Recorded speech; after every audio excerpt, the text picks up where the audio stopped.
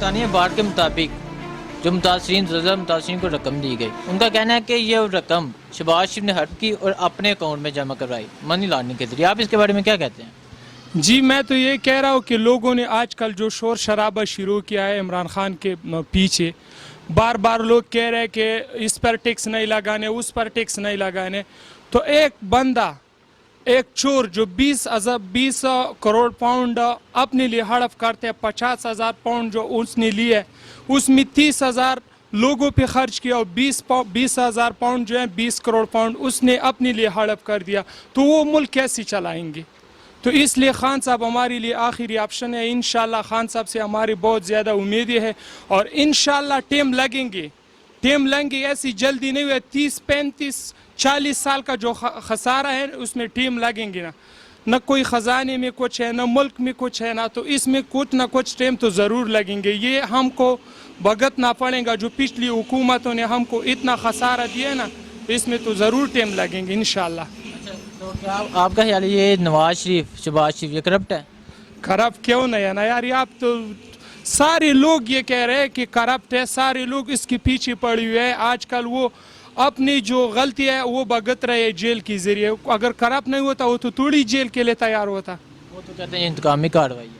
کیا یار کدھر سے انتقامی کارروائی ہے نا؟ ایسا کیسا ہو سکتا ہے؟ انتقامی کارروائی سے پہلے کبھی ہوئی ہے نا؟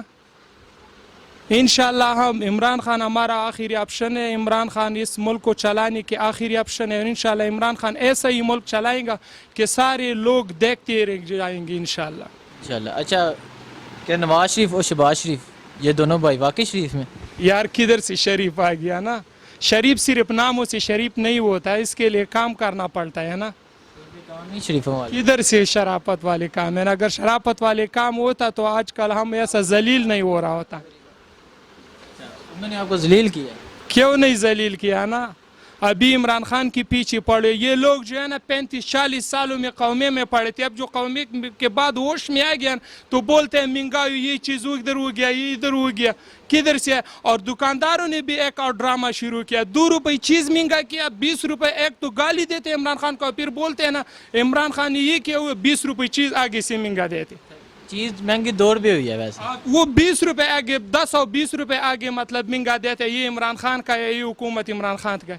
یہ ویسے ڈرامہ ان لوگوں نے شروع کیا. اتنا ٹیکس اتنا زیادہ نہیں لگے جتنا یہ لوگ بول رہے ہیں نا.